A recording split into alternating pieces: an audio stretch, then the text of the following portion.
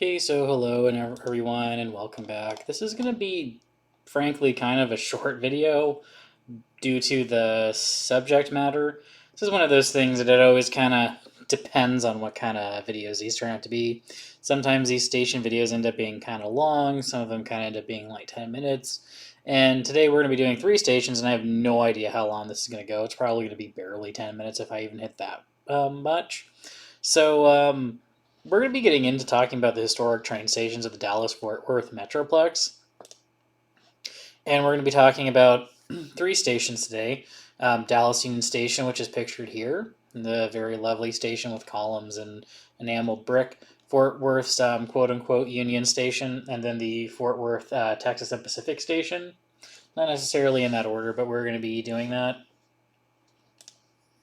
So we're going to be starting off with Dallas Union Station, which was built between 1914 and 1916 to consolidate the operations of either 5 or 7 railroads that served the Dallas area at the time.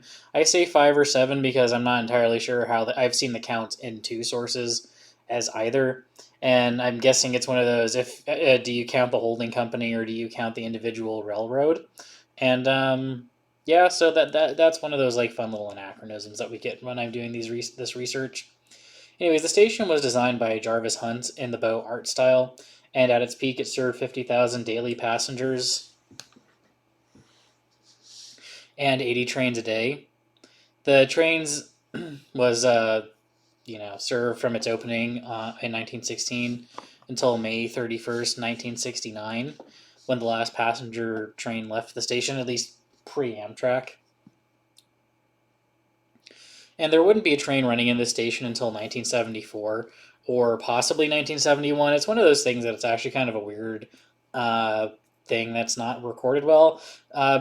Caveat being, as I remember when I did the Texas Chief Lone Star video, it had a section going to Dallas at one point, and that was canceled eventually.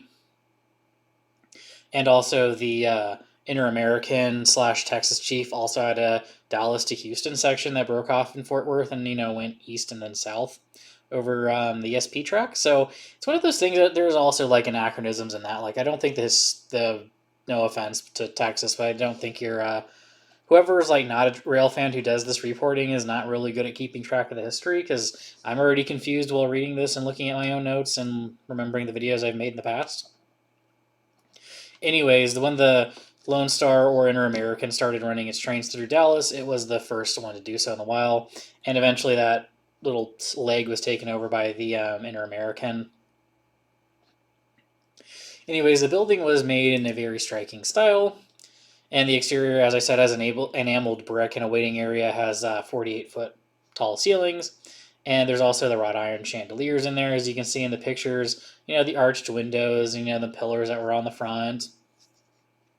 And the station also hosted many celebrities such as presidents, first ladies, and such as Eleanor Roosevelt and even Elvis. And to this day, they still serve, or the Union Station is still served by DART, which is the light rail system, Trinity Rail Express, and the Texas Eagle.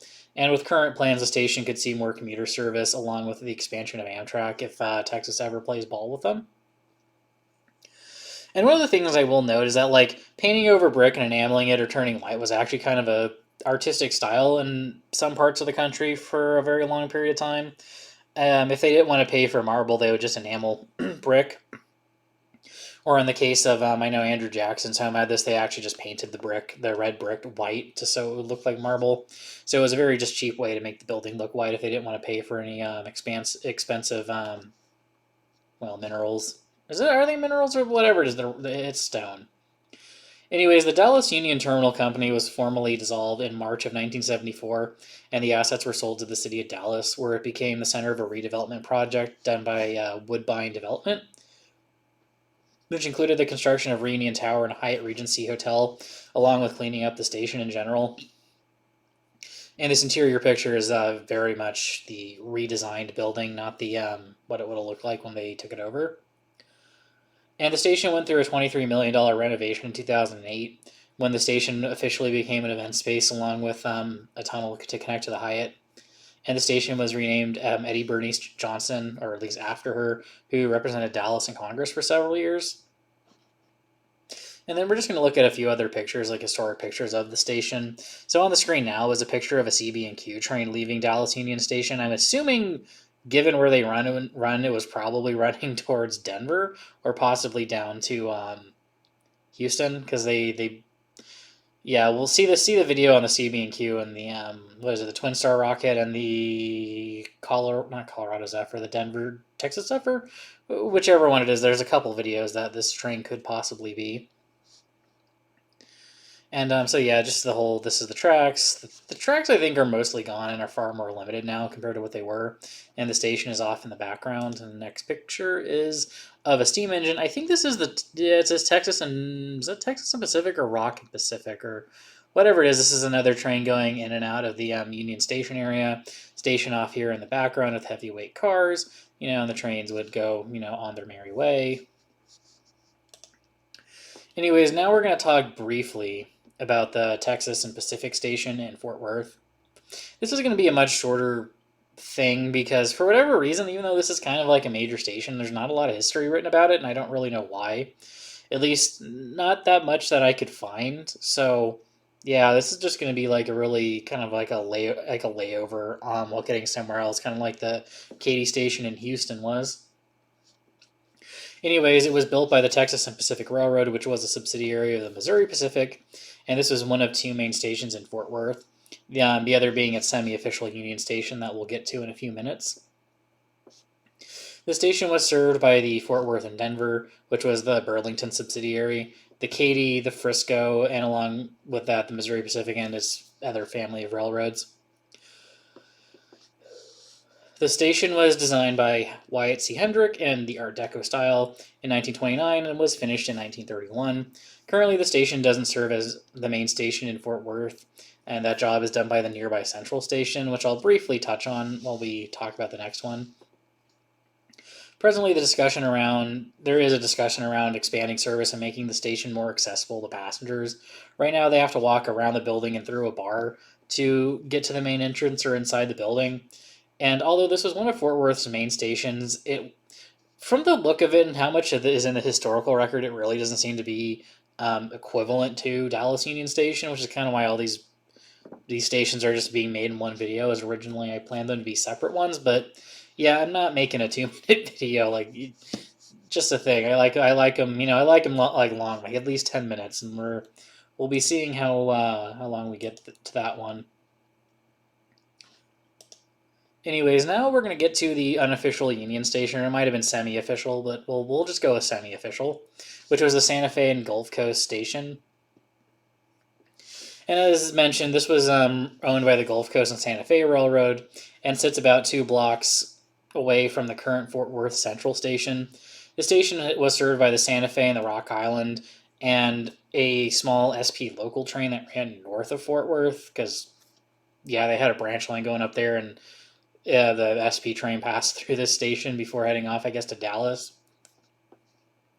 And until from 1971 to 2002 was also served by Amtrak. And I also will note that in this video, and I didn't catch this when I made the Twin Star Rocket video, but the Rock Island Texas Rocket and Twin Star Rocket used this station, whereas the Sam Houston Zephyr used the TNP station. So even though they were running a joint operation, they couldn't settle on which station to use, which I kind of find amusing, but then again, this is just me. Anyways, this station was also built in the Beaux Arts style with intricate brickwork. And kicking it over to the next screen, you have the tall vaulted ceilings with all the intricate painting and work up here, the arched windows, the woodwork, the the chandeliers, the nice floor. It actually looks like the floor that's in Sacramento Station. And this picture that has no pixels in it is what the station would have looked like when Amtrak first started running in the 70s. So, it went from being just painted white and kind of past its prime to being the Ashton Depot event space, which is now far more redone. And there was and is an attached freight building that's now part of the University of Texas at Arlington. And then Central Station is built a block past that, which is now the main Amtrak station in Fort Worth, which I didn't put a picture of that in there, so unfortunately I don't have that to work with. But yeah, this has been just a really I'm sorry, but like really brief interlude, or like look at the stations in the Dallas Fort Worth Metroplex. It's, if you guys got any more history, any more stories, people who end up watching this video, please leave the stories and comments down below, because I'd like to hear them, because maybe if I get enough information, I can maybe do a follow-up on this where I actually can expand more, because, again, even in my Googling, I couldn't find a whole lot of information on these stations, and I'm kind of sorry, but, like, like some of these videos get made out of posterity, so this is why this video got made, even though I don't really feel comfortable about it, or, like, I have my misgivings about making this video, but this is made for posterity and this has a schedule, so this is why it's being put out. But again, if you have more stories, please put them down below. I'd love to make a follow-up to this where I can do these stations more justice. Anyways, do the liking, the sharing, the subscribing. There's a Discord that's linked down below. And just, thank you for being here. Thank you for the comments, the likes, the subscribing, all the hundreds of subs that I've been, that I have. And, just like to see you in the next video. See you then.